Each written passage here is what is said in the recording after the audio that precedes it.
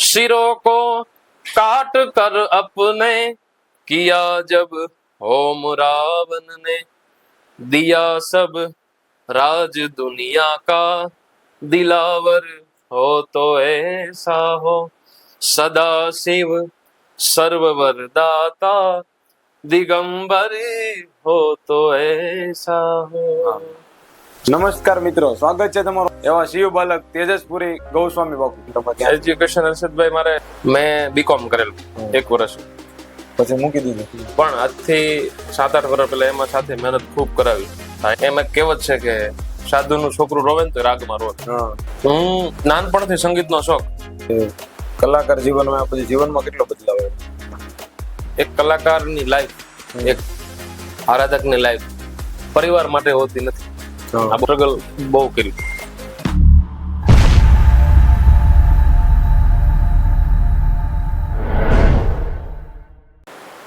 નમસ્કાર મિત્રો, સ્વાગત છે તમારું આપણા નવા પોડકાસ્ટમાં.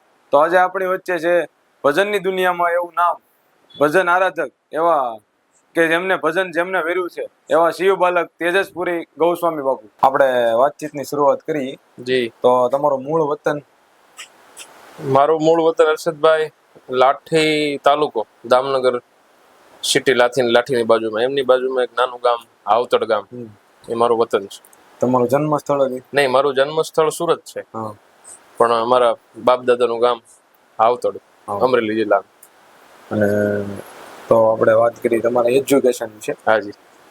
તો એજ્યુકેશન તમારે? એજ્યુકેશન હર્ષદભાઈ મારે 1 થી 10 અર્ચના સ્કૂલ ત્યાં કરેલું. ત્યારબાદ 11-12 આઈપી સવાણી, એલપી સવાણી, ઈશ્વરભાઈ સવાણીની સ્કૂલમાં કરેલું. ત્યારબાદ 1 વર્ષ કોલેજ સુધી અભ્યાસ કરેલું. શાના ઉપર? મેં બીકોમ કરેલું 1 વર્ષ. પછી મૂકી દીધું. પહેલેથી સંગીતમાં રસ હતો, એટલે આખી લાઈફ રસ્તો ડાયવર્ટ થતો હતો, એટલે ભણતર છોડવું પડ્યું. કલાકાર પહેલાનું જીવન તમારું? કલાકાર પહેલાનું જીવન હર્ષદભાઈ મારે મારા ફાધર ને અને મારા બ્રધર ને, એટલે મારા પપ્પાને અને મારા ભાઈને ટેક્સટાઇલ નો ધંધો, સાડીઓનું કામગાર. એટલે તમને વાત કરું 10 વર્ષ પહેલા એમની સાથે, એટલે હજી પણ એમની સાથે જ છું, પણ આજથી 7-8 વર્ષ પહેલા એમાં સાથે મહેનત ખૂબ કરાવી. ભાઈને સાથે, મારા મોટા ભાઈ છે, પપ્પાની સાથે ખૂબ મહેનત કરાવી સાડીઓના ધંધામાં. પછી કલાકારની હું તમને આખી વાત કરું તો સંગીતનું જીવન અમારે સાધુમાં, એમાં કહેવત છે કે સાધુનું છોકરું રોવે ને તો રાગમાં રોવે. સંગીત અમને વારસામાં મળેલું. હું નાનપણથી સંગીતનો શોખ, એટલે મારી સંગીતની સફર હું તમને વાત કરું તો કંથેરી હનુમાન મંદિર છે, સેંગણપુર 4 રસ્તા, આજથી 15-16 વર્ષ પહેલા. ત્યાંથી મને હનુમાનજી મહારાજમાં ખૂબ રુચિ, શ્રદ્ધા ખૂબ. ત્યાં અમારા સદગુરુ મહારાજ પ્રભુગીરી મહારાજ છે, એમની સાથે રહી અને મને સંગીતનું બહુ જ્ઞાન મળ્યું છે પહેલેથી નાનપણ. તમે જયારે સંગીતનું શરૂઆત કરી ત્યારે ઘરના લોકોનો કેવો સપોર્ટ હતો? સંગીત વસ્તુ આખી ગાંધર્વ જેને કહેવાય, સંગીત વસ્તુ એવી છે કે એ આમ માણસમાં ન આવે, ગાંધર્વ તરીકે એમની લાઈફ હોય. સામેના માણસને અલગ લાગે, પણ જે અનુભવ કરતા હોય એને ખબર પડે. પણ ખૂબ ટફ હતી, કારણ કે પપ્પાનું ઘરનું બધાનું કહેવાનું એમ હતું કે આમાં લાઈફ આગળ બને નહીં, આમાં કઈ પૈસા બહુ હોય નહીં, રાત ઉજાગરા કરવા શરીરને નુકસાની થાય. કારણ કે આખું વિરોધી જીવન જીવવાનું. ભગવાને રાત સુવા માટે આપી છે અને દિવસ જાગવા આપ્યો, ને પ્રોગ્રામ બધા રાતે જ હોય. એટલે ઘણું ઘરેથી ખીજાતા, પપ્પા ખૂબ ખીજાતા, મમ્મીને બધા. પણ પહેલેથી સપોર્ટ, જોકે હું હિંમત ન હાર્યો તો અહીંયા સુધી પહોંચ્યા છે ધીમે ધીમે. એવું પણ થાય કે ભાઈ પૈસા ના ઓલે કે ભાઈ અત્યારે કઈ મળે નહીં, શરૂઆતમાં કઈ મળે? શરૂઆત એવું નથી કરવું આપણે, આ કરો પૈસા મળે એવું. હા, શરૂઆતની સ્ટ્રગલ એવી જ હતી. જો કે કોઈ પણ ને લઈ લે, અત્યારે તમામ સંતવાણીના આરાધક છે સંગીતના, કોઈ પણ શરૂઆત ખૂબ નબળી હોય, પણ પહેલેથી ગુરુની કૃપા એવી થઈ કે આમાં મન રાખ્યું, અત્યારે દુનિયા સાંભળે છે. મહેનત. સ્ટાર્ટ કઈ રીતે કર્યું કલાકારનું સ્ટાર્ટ? પહેલા હું તબલા વગાડતો હર્ષદભાઈ. મેં લગભગ 4 વર્ષ તબલા વગાડ્યા સુરતમાં. મારી સંગીતની શરૂઆત ગાવાથી હતી જ નહીં, ખાલી વાદનથી, એટલે તબલા વગાડવાથી હતી. અંધેરી હનુમાન વર્ષોથી બાપુએ મને પેલા ટોલકી લીધી 16 વર્ષ પહેલા. એમાંથી તબલાનું મને જ્ઞાન આપ્યું, એમની સાથે વગાડતો. પણ ગાવાનું તમને વાત કરું તો 2016 થી મારા મેરેજ પછી ત્યાં ગાવાની શરૂઆત કરી. જોકે આખો પાયો તો બંધાઈ ગયેલો જ હતો પહેલેથી હમ. સંગીતનો, કે આ વસ્તુ કઈ રીતે શું હોય. હાર્મોનિયમ ને એવું નોલેજ નહોતું, પણ ઘરે બેઠા હાર્મોનિયમ લીધું અને ખૂબ મહેનત કરીને રિયાઝ કર્યો. હમ. એ રીતે આગળ વધ્યા ધીમે ધીમે. પછી તમારે શરૂઆત કરી, પછી સ્ટેજમાં આગળ વધવામાં કોણે સપોર્ટ કર્યો? સ્ટેજમાં આગળ વધવામાં બહુ મોટી વાત કરી તમે. આ 15માં મેં સંગીતની લાઈફ ચાલુ કરી, મારી જર્ની. 17માં મને ગીતાબેન રબારીનો કોન્ટેક્ટ થયો, જે અત્યારે ગુજરાતની પણ વિદેશોમાં ખૂબ મોટું નામ છે. એમના ભાઈનો, એટલે મહેશભાઈનો, મને 17માં કોન્ટેક્ટ થયો ને એમને મને બહુ સારા સ્ટેજ આપ્યા. વડોદરાથી બોમ્બે સુધીના તમામ ગીતાબેન રબારીના પ્રોગ્રામ હોય એટલે મને ગણપતિ વંદનાથી શરૂઆત મારાથી કરાવતા. એ મારી શરૂઆત ત્યાંથી થઈ. સ્ટેજ બહુ સારું આપ્યું એ લોકો. સ્ટેજ માટે તો શરૂઆતમાં બહુ સ્ટ્રગલ છે. બહુ સ્ટ્રગલ હતી, પણ આપણો ભાવ નિસ્વાર્થ હતો, આપણી નીતિ બહુ સાચી હતી, એટલે ભગવાને ખૂબ મહેર કરી છે. જીવનમાં પહેલેથી શું કરવું છે તમારે? જીવન અમારે સાધુનું જીવન. અમે દશનામી પરંપરાના સાધુ છીએ, અમે પુરીનામાં છીએ. એટલે અમારે પહેલેથી અમારું કર્તવ્ય સેવા પૂજા, ભજન, કીર્તન, ધૂન, સત્સંગ એ અમારું નિજી કર્તવ્ય રહ્યું છે. આમાં દરેક સમાજનું અલગ અલગ હોય છે. પટેલ સમાજની ખેતીઓ ગણાય, એમાં દરેક સમાજનું કંઈ પણ કાર્ય હોય છે. પહેલેથી મને રસ ભક્તિભાવમાં અને સંગીતમાં પહેલેથી રસ હતો. એટલે પહેલેથી આમ એવું હતું કે ભવિષ્ય આપણે ફ્યુચરમાં કલાકારમાં જીવનમાં જવું. હા, કલાકાર તો સમજ્યા, પણ જે આપણું પોતાની ફરજ છે કે અમે સાધુ છીએ તો આપણી ફરજ શું કે 3 ટાઈમ સંધ્યા આરતી થાય, આપણે ઘરે સેવા પૂજા કરીએ, ભજન કરીએ, સત્સંગ કરીએ, એમાં ને એમાં આપણું જીવન જળવાય, એમાંથી આગળ પ્રગતિ મળે, એ મારું પહેલેથી ધ્યેય. આપણે કાંઈ પણ પોસ્ટ મળે, આપણને નામ બને, પછી એની પહેલા સમાજનો કેવો સપોર્ટ હતો અને પછી કેવો સપોર્ટ? સમાજનો સપોર્ટ વાત કરું તો પહેલેથી સારો જ હતો. અમુક વસ્તુ આડબીડ વચ્ચે રૂપ આવ્યું હોય, પણ એ તો તમે કાંઈ પણ સારું કાર્ય કરો એટલે વચ્ચે આવવાનું જ છે. એ તો એ મગજમાં લેવાનું જ ન હોય. ઘણી એવું વચ્ચે વાતો પણ એવી થતી, ઘણું એવું પ્રોબ્લેમ આવતા, પણ નીચે ધીમે ધીમે નીકળી ગયા. અત્યારે ખૂબ સારી આનંદ કરવી છે. એટલે ઘણા લોકો હું આપણું નામ ન હોય ત્યારે બધું કહેતા હોય, હા, કારણ કોઈ સપોર્ટ ન કરતો હોય, હા ભાઈ આ જગ્યાએ એનો કોન્ટેક્ટ હોય છતાં હા, ને નામ બની જાય પછી બહુ આપણે સારા રહે એવું પણ. હા, એવા ઘણા માણસો હોય છે, પણ આપણે હવે એમાં દખલગીરી બહુ કરવાની હોય નહીં, કારણ કે જે જેની મતિ એવા એના વિચારો, આપણે એ રીતે હાલવાનું. આપણે આપણા કર્તવ્ય, આપણે આપણા ફોકસ ઉપર ધ્યાન દો. બીજું દુનિયા એક કડી છે, દુનિયા બોલે અને બોલવા દઈએ, આપણે ખાલી રામ ભજનમાં રહીએ. એટલે એ કડી પકડીને હાલો એટલે સીધા માર્ગે ધીમે ધીમે. કલાકાર જીવનમાં પછી જીવનમાં કેટલો બદલાવ આવ્યો? જીવનમાં બદલાવ વાત કરું તો એક કલાકારની લાઈફ, એક આરાધકની લાઈફ પરિવાર માટે હોતી નથી. આ બહુ મોટી વાત છે. બાળકો, માતા પિતા, પરિવારને ખૂબ ઓછો સમય આપી શકીએ પહેલેથી, કારણ કે બહાર જવાનું, ટુરિંગ કરવાનું, સામે એટલા વાટે હોય આપણી માટે, પબ્લિક વાટે હોય, એને આનંદ કરાવવાનો. એટલે પરિવારનો સપોર્ટ એવડો જ હોય અને સામે પબ્લિકનો સપોર્ટ પણ એવડો જ હોય. એટલે બે સપોર્ટની વચ્ચે આપણે કામ કરવું પડે, કારણ કે બહાર રહેવામાં 2-3 દિવસે ઘરે આવીએ, પરિવારનો પ્રેમ ન મળે, પણ એ પણ લેટ ગો કરે છે કે આમને જો પ્રગતિ થતી હોય એ રીતે આગળ વધીએ. એક પણ સપોર્ટ તૂટે તો હા, એમાં વિખરાઈ જાય. એક પણ સપોર્ટ, જો ઘરેથી સપોર્ટ ન હોય, તમે બહાર ન જઈએ, પબ્લિક નો સપોર્ટ ન હોય, તમે શું કરી શકો? તમે કોને જોઈને શીખ્યા ભજન? ભજન કે મને પ્રેરણા મારા માનસ ગુરુ જે પ્રેરણા મળી કે ભાઈ હવે ગાવ આપણે ગવાય એમ, તો એ છે કીર્તિદાનભાઈ ગઢવી. એમની સાથે હું 13, 14 ને 15 ખૂબ હારે રહ્યો છું. એમનું સાથે ખૂબ પ્રોગ્રામ કર્યા છે. એટલે ગાવામાં નહીં, ખાલી સાંભળવામાં. મારે પહેલેથી નાતો પણ એવો હતો એમના.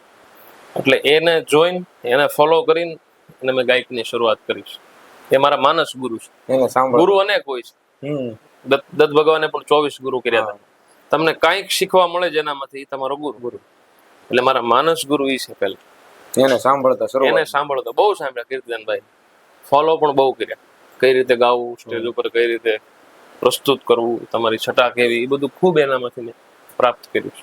એમનું વર્તન કેવું હતું તમારું? એમનું વર્તન, જો કે જે માણસ કઢાઈને ઉપર ગયો હોય ને, એના જીવનમાં જે દુનિયા વાતો કરે એને કરવા દેવાની હોય, પણ જેને નજીકથી જોયો એને ખબર હોય કે વ્યક્તિ શું છે. મેં તો ખૂબ એમનો અનુભવ કર્યો છે પહેલેથી. સપોર્ટ ફૂલ હોય, સપોર્ટ પણ ફૂલ, અને મને ભાઈ તરીકે રાખતા. તો કે એમની ઉંમર અમારા ઉંમરમાં ઘણો ડિસ્ટન્સ હતો, પણ એક બે ભાઈ તરીકે અમે ખૂબ રહ્યા છે યાર. પછી શરૂઆતમાં કે અત્યાર સુધીમાં કોઈ સારી એવી મોમેન્ટ તમારી સ્ટેજ ઉપરની કે ભાઈ બહુ આનંદ આવે આ મોમેન્ટ હજી યાદ રહી જિંદગીભર? હા, એ તમને વાત કરું, જે ગયા વર્ષે ને ઓલા વર્ષે હું ત્યારે પંજાબ હતો અને મારો પ્રોગ્રામ હતો કચ્છમાં અંતરજાળ, જીતુગીરી બાપુની જગ્યા, સંધ્યાગીરી બાપુની જગ્યા, અર્જુનગીરી બાપુની જગ્યા કહેવાય, ત્યાં મારો પ્રોગ્રામ. અને તારીખમાં એવું મારે આવવાનું ત્યાંથી સેટિંગ એવું થયું કે ત્યાંથી ટિકિટ નહોતી ભાઈ. મેં બાપુને વાત કરી, બાપુ બીજે દિવસે પ્રોગ્રામ કચ્છમાં, હું હજી આગલે દિવસે પંજાબ હતો, 17 તારીખે ત્યાં હતો, 16 તારીખે હું પંજાબ હતો. બાપુએ તરત ફ્લાઇટની ટિકિટ મુંદ્રાની કરી દીધી, અમૃતસરથી ડાયરેક્ટ, તારે પગવું તો પડશે. એ કાર્યક્રમમાં ગિરિબાપુની કથા હતી. હું, હર્ષુખ ગિરિબાપુ, જિગ્નેશ કવિરાજ, શ્યામ ગઢવી, દેવરાજ ગઢવી, જીતુ ગિરિબાપુ, 6 કલાકાર હતા. એ મારા જીવનનો બહુ સારો પ્રોગ્રામ કહેવાય કે મેં સવારે 9:30 વાગ્યા સુધી ગાયું હતું. Record break. કચ્છનું ઓડિયન્સ છે એવું કે અમે 6 વાગે ગાવા બેઠા, હું જીતુભાઈ ભાનુશાલી બોમ્બે અને જીતુગીરી બાપુ, અમે 9:30 વાગ્યા સુધી ગાયું. અમારા જીવનનો કચ્છનો એવો પ્રોગ્રામ કે જે ઓડિયન્સ જ તમને ગૌરાવે, સામું બેઠું હોય. કચ્છની ઓડિયન્સ, કચ્છનું તો વાત જ પૂછો. પછી કોઈ ખરાબ મોમેન્ટ હોય એવી? ને અત્યાર સુધી ખરાબ મોમેન્ટ તો મારા જીવનમાં નથી આવી. હજી જોકે જર્ની પણ આપણી ટૂંકી છે, હજી પણ આવી નથી. એ ભગવાનને પ્રાર્થના કરીએ કે આવે પણ નહીં. તમે ભજન સંતવાણી કે લોક ડાયરો બે વચ્ચે શું કહેવા માંગો? નહીં, હા, તમને હર્ષદભાઈ વાત કરું, મેં પહેલા ડાયરો ને ભજન સંતવાણીમાં ઘણો ડિફરન્સ. સંગીત જ છે, કોઈ પણ હોય, ભારતનું, ઇન્ડિયાનું કોઈ પણ સંગીત હોય, એને સંગીત જ કહેવાય. કે વિદેશનું લઈ, 7 સુરમાં જ બધું છે, 7 સુરો કા બહેતા દરિયા. બહારનું સંગીત લઈ લો, આપણું લઈ લો, કોઈ પણ પ્રાંતનું, એ 7 સુરમાં જ હોય, પણ એના પ્રકાર અલગ અલગ છે. પેલા મેં 3 વર્ષ ગીતાબેન સાથે ડાયરો જ ગાયો, લોક ડાયરો જ કરતો, લોક ગાયક તરીકે જ હતો. પણ અમુક સંતોના કહેવાથી, અમુક પરિવારના આપણે હિતોચ્છુના કહેવાથી કે તમે સાધુનું સંતાન છો, તમે ભજન ગાઓ તો બહુ સારા લાગે, એટલે એ પછી હું ભજનમાં પ્રવેશ કર્યો. સંતવાણી વસ્તુ એવી છે કે એ કાયદેસર માલ છે, નથી કહેતા? આપણે કોઈ પણ વસ્તુ લઈએ એમાં નેચરલ એટલે એમાં એની સાઇન હોય છે, દસ્તાવેજ છે કે આજે મેં લખ્યું છે એ ભજન, એ મારો અનુભવ છે, મેં એ કરીને ભગવાનની પ્રાપ્તિ કરી છે. એ તમે પણ જો આમ કરશો તો થશે. બીજું બધું ગીતો ખૂબ છે, એમાં આપણે કોઈ વિરોધ નથી, પણ એ બધા નામ વગરના છે એમાં. એટલે પહેલે પછી આ ભજનમાં પ્રવેશ મેં કર્યો. અત્યારે તમે જો તો કાંઈ પણ કલાકારથી સ્ટેજ ઉપર કાંઈ બોલાય છે તો માફી, એવું અત્યારે બહુ આ ચલણ બહુ અત્યારે છે.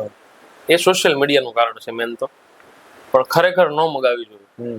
એક વાત મારી થિંકિંગ પ્રમાણે કહું, અને કલાકાર ક્યાંથી આવતો હોય, કઈ પરિસ્થિતિમાંથી આવતો હોય, કેટલા દિવસથી આ લાઈનમાં હોય, કેટલા દિવસથી ઉજાગરા હોય, કદાચ કાંઈક બોલાઈ ગયું તો એ તો સમાજને માટે બેઠો છે સ્ટેજ ઉપર, એટલે એને સમાજે કોઈ પણ જ્ઞાતિ હોય, કોઈ પણ સમાજ હોય, એને માફ કરવો જોઈએ.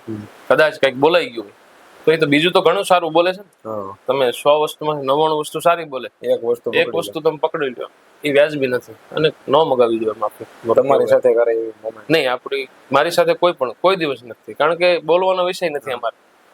અને ભજન સંતવાણી જે કાયદેસર છે, નામાંચન ગીત ગાવાનું છે, એ પ્રશ્ન આવે ને. અત્યારના સમયમાં સોશિયલ મીડિયામાં હું તમે કહેવા માંગો સોશિયલ મીડિયા વિશે? સોશિયલ મીડિયા ખૂબ જરૂરી છે.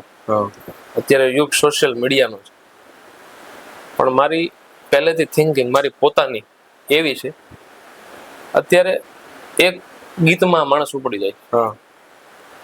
આ મારો કોઈનો વિરોધ છે કે એવું નથી, પણ એક સમજવા જેવી બાબત છે કે એક વિડીયોમાં માણસ ઉપડી જાય. 1 મિનિટનો કાંઈ મૂકો, 30 સેકન્ડમાં માણસ અત્યારે વાયરલ થવું હોય તો થઈ શકે, પણ એને જ નુકસાન છે. તમે ધારો કે મારો જ દાખલો લઈ લો, મારો એક 30 સેકન્ડનો વિડીયો વાયરલ થઈ ગયો, હવે મને એમ પ્રોગ્રામ આવતા થઈ ગયા, પછી મારે આખી રાત ગાવું છે તો હું ગાઈશું? મારે કાંઈક તો તૈયારી જોશે ને. તમે કુર્તો સારો સીવરાવી લ્યો, 2-3 માળા પહેરી લ્યો, સારું તિલક કરી લ્યો, સારા કપડાં પહેરી લ્યો, સારું હાર્મોનિયમ લઈ લ્યો, પણ ગાવા બેસશો ત્યારે શું કરશો? ત્યાં તો લાઈવ ઓડિયન્સ છે, તમારે 3-4 કલાક ગાવું પડશે. 1 મેં શો હોય તો તમારે આખી રાત ગાવું પડે. એટલે સોશિયલ મીડિયા જરૂરી છે, પણ પોતાની તૈયારી એવડી હોવી જોઈએ કે તમે 10 રાત સુધી બેહો તો ગાવાનું ખોટું એટલે મારું એ પહેલેથી થિંકિંગ એવું રહ્યું છે. એમ પણ આપણે જોઈએ તો જે ઘણા દિગ્ગજો છે કલાકાર એમાં સોશિયલ મીડિયામાં નથી પણ બહુ સારું નામ. પણ મારું એ જ કહેવાનું છે, સોશિયલ મીડિયા તો છેલ્લા 10 વર્ષથી ચાલો. પેલા આપણે રામદાસ બાપુ, અને લક્ષ્મણ બાપુ, એટલે મારું કહેવાનું જ છે એ સમયે એને ક્યાં સોશિયલ મીડિયા તોય જગ વિખ્યાત થઈ ગયા ને, પણ પોતાની મહેનતથી પોતે સ્ટ્રગલ એટલું કર્યું. સ્ટ્રગલ વગર તમે આગળ જાઓ એટલે તમારી લાઈફ ઝીરો છે. તમે 5 વર્ષ દુનિયા સ્વીકારશે પછી તમારી પાછળ કોઈ બીજું નવું આવશે. એટલે પરિવર્તન જરૂરી છે, સોશિયલ મીડિયા પણ જરૂરી, પણ એનો ઉપયોગ નિસ્વાર્થ પર થોડો હોવો જોઈએ, પણ પોતાની મહેનત વધારે. મારું એ થિંકિંગ છે. એના ઉપર ડિપેન્ડ, મતલબ મેન એને નો મેન એની માથે ન હોવું જોઈએ કે રોજ એક વિડીયો મૂકી દો ઉપડી દો. એ શક્ય નથી. થઈ જાય પણ એમાં તમારી કારકિર્દી આગળ નથી, બહુ ઓછી. શરૂઆતમાં જ્યારે તમે સ્ટાર્ટિંગ કર્યું ત્યારે તમારે સ્ટ્રગલ તો બહુ ખૂબ કર્યું. તો પછી એમાં જ્યારે ટ્રાવેલિંગ થાય ત્યારે કેવો ઇશ્યુ થતો? પહેલેથી જો કે મારા ગુરુ મહારાજની પૂર્ણ દયા, માતા પિતાની પૂર્ણ દયા, કે 2-3 વર્ષ સ્ટ્રગલ બહુ કર્યું કે ભાઈ અહીંથી બસમાં જવું પડે, એસટીમાં. દિવસનો રાતનો પ્રોગ્રામ એટલે સવારે તડકામાં કારણ કે ત્યારે વાહનની એટલી બધી આપણે સેટિંગ ન હોય, સામેથી બજેટ એવડું કવર ન હોય. એટલે 2-3 વર્ષ સ્ટ્રગલ અત્યારે દુનિયા સ્વીકારે છે અને સારું આપે છે. ભગવાનની દયા. ભગવાનની દયા. કારણ કે ભજનનું તો મૂલ્ય નથી, ભજન તો અમૂલ્ય છે, પણ મૂલ્ય તો ખાલી આપણું થાય છે કે આપણે જે ખર્ચો કરીને જઈએ છીએ, આપણે રાત ઉજાગરા કરીએ છીએ, આપણો પરિવાર એમાં નભે છે, એનું મૂલ્ય છે. આજના યુવાનોને ભજન કરવું કેટલું જરૂરી? 100% જરૂરી છે.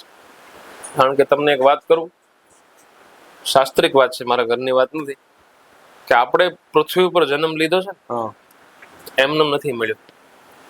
બડે ભાગ માનુષ તન પાવા, સુમર સુમર ઉતરે ભવ પારા. ભગવાને મનુષ્ય બનાવ્યો છે, દેવતાઓ લાઈનમાં ઉભા છે.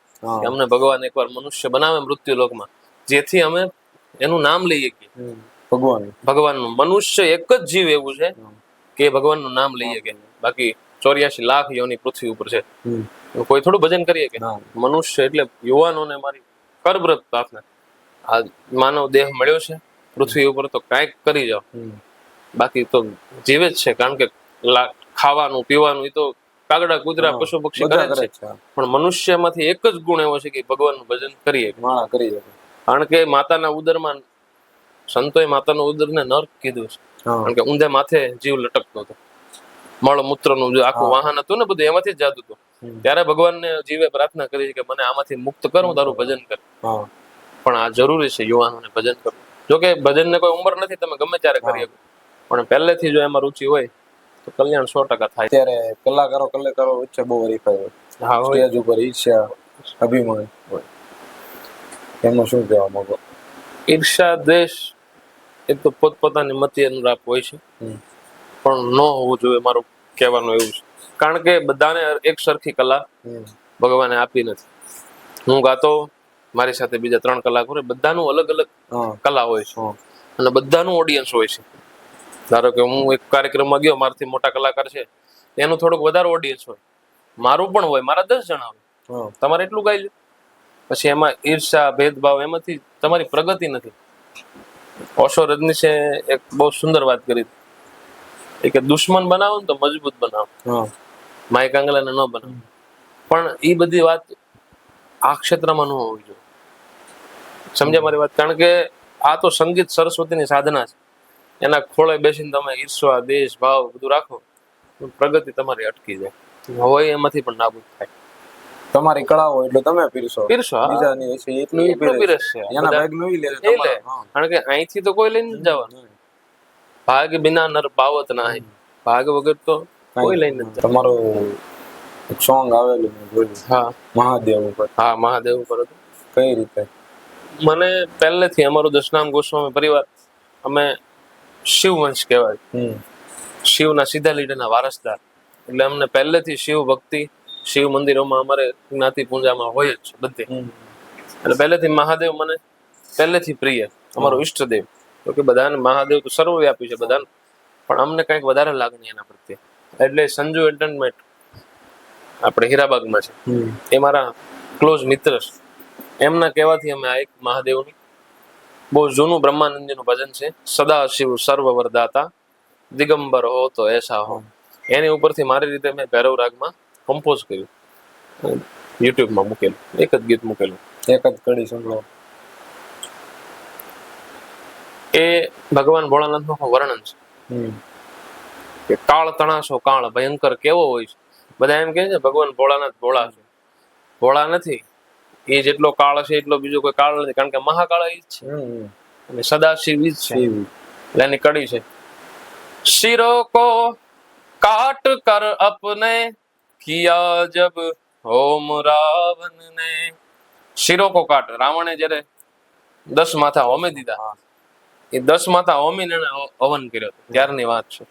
શિરો કો કાટ કર અપને કિયા જબ હોમ રાવણ ને, દિયા સબ રાજ દુનિયા કા દિલાવર હો તો ऐसा हो, સદા શિવ સર્વવર દાતા દિગંબર હો તો ऐसा हो. સદાશિવ સર્વવર દાતા દિગંબર હો તો ऐसा हो, દિયા સબ રાજ દુનિયા કા દિલાવર હો તો ऐसा हो. એ તો મહાદેવ છે, સર્વવ્યાપી છે. હવે ફ્યુચરના શું પ્લાન તમારા? ફ્યુચરનો બસ આમનામ ભજન કરતા રહીએ અને દુનિયાને સારું આપીએ એવી મારી પહેલેથી ભાવના છે. કારણ કે તમને દુનિયા બેસાડે છે સ્ટેજ ઉપર, ખરાબ શું કામ આપવો? જો કે સંગીત ખરાબ નથી, શબ્દો પણ શું કામ ખરાબ આપવા? કારણ કે તમે જો આપશો તો 10 જણા સાંભળે. મારી પહેલેથી રિક્વેસ્ટ છે કે તમે પીરસો છો તો દુનિયા સાંભળે છે ને. તમે ખોટું ખરાબ બેન દીકરી નો સાંભળે કે એવું તમે ન પીરસો તો શું કામ દુનિયા સાંભળે? તમે પીરસો છો ત્યારે દુનિયા સાંભળે. એટલે ખૂબ સારું ગાવું છે અને શુદ્ધ ગાવું છે, એ મારું પહેલેથી ભાવના. તમે આના સિવાય બીજું શું કરો છો? આની સિવાય અત્યારે તો મારે કાંઈ નથી, ભજન જ છે. પણ આવી રહે છે અઠવાડિયે 2, 3, 4 પ્રોગ્રામ બહાર હોય છે. ધીમે ધીમે ગુજરાન હાલે છે. આપણે તમારું નામ ગમે ત્યાં જોઈ કોઈના મુખે તો પહેલા શબ્દ કટારી આવે. હા, કટારી બહુ વખણાય તમારી. હા, કટારી હર્ષદભાઈ વસ્તુ છે, મૂળદાસ બાપુની કટારી. કટારીના અલગ અલગ પ્રકાર છે. શબ્દ કટારી, પ્રેમ કટારી, એમ મેં બહુ ગાઈ છે મૂળદાસ બાપુની કટારી. કટારી એવી વસ્તુ છે કે માણસને જે શબ્દનો ઘા લાગે ને, એમ કટાર રૂપી શબ્દનો ઘા લાગે, એમ આખી વાત કરેલી છે મૂળદાસ બાપુએ. કે મારી કટારી મૂળદાસ કે જુગતે કરીને જોઈ, કાયા બતાવી કળાતણી, એ તો ઉતરી ગઈ છે આરંપાર. એટલે આખી કથા કટારી રૂપી એવી છે કે ગુરુનો શબ્દ એવો લાગે કટાર રૂપી ઘૂસી જાય. આખી એની વાત છે. એટલે કટારી ખૂબ, એમાં પ્રેમ પણ મને મળ્યો, દુનિયાએ ખૂબ સાંભળી છે અને ગવાય છે પણ સારી મારાથી. હવે રેપિડ ફાયર નો રાઉન્ડ. હું સવાલ પૂછું, તમારે એક શબ્દમાં જવાબ દો. તમે ભજનની દુનિયામાં આઈડલ કોને માનો? આઈડલ હર્ષુગીરી બાપુ, લક્ષ્મણ બારોટ, પરસોત્તમપુરી બાપુ, શૈલેષ મહારાજ, બધા મારા આઈડલ છે. ભજન સિવાયનું ફેવરેટ કામ? ભજન સિવાયનું ફેવરેટ કામ મારું વાંચવું, રીડિંગ. ફેવરેટ કલાકાર? ફેવરેટ કલાકાર લક્ષ્મણ બાપુ બારોટ. ભજન કોઈ ફેવરેટ? ભજન એક ફેવરેટ મારું, સુનો હનુમાન ગુજા મેરી તૂટી. પછી કોઈ હિન્દી સોંગ ફેવરેટ હોય? હિન્દી સોંગ જૂના જે છે એ બધા ફેવરેટ જ છે, એમાં શબ્દોની જે મજા આવે એ બધા ફેવરેટ છે. પછી કોઈ ગુજરાતી મૂવી અને એનું આલ્બમ સોંગ એવું કોઈ ફેવરેટ હોય તો ગુજરાતી મૂવી?